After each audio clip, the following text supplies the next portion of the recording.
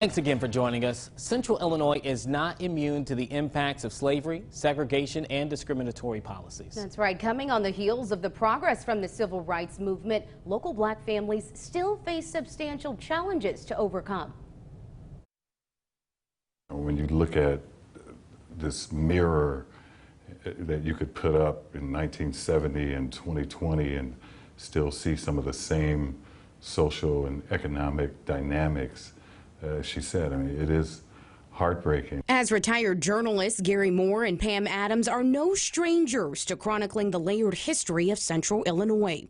In order to justify what happened to black people, to Native Americans, there's so much that had to be denied. Adams raised on the south side of Peoria and a veteran reporter in the local newspaper industry. Moore working 33 years in local TV, serving as the longest-running morning news anchor in Central Illinois broadcast history. The three of us discussing what race relations looked like in Central Illinois in the 1970s, only 50 years ago. You saw a push for black employment in many areas. You saw the school integration plan. You saw housing, efforts to integrate in housing. Coming on the heels of the civil rights movement, the fight for black Americans to be seen as equals was far from over. The tension comes from within because you look at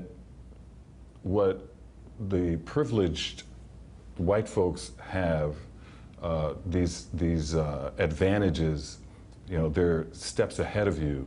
Legislative changes to integrate school systems and neighborhoods had a ripple effect. But at that time is also where you saw the growth of the suburbs around here, where white people were leaving, White flight. Yeah, white flight. The term referring to large populations of white people moving away from areas that have become increasingly more populated by minority groups. Peoria's South Side, a prime example. The once bustling corridor of businesses are also no more.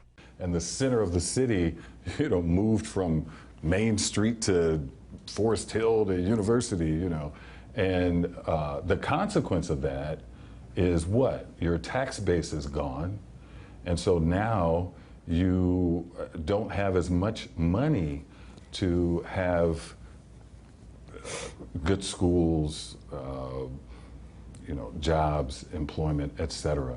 The effects of this layered history are present in Central Illinois today. For Adams and Moore, the bridge between pain and paradise is progress. There has been a tremendous amount of progress. But that's what makes the issues more profound. Yeah, well, and that's what I was going to say is, but the cost, the struggle to get there has been rough. The two hoping that education and learning more comprehensive history will serve as the equalizers of advancement in America. What do we want to be? What's at our core?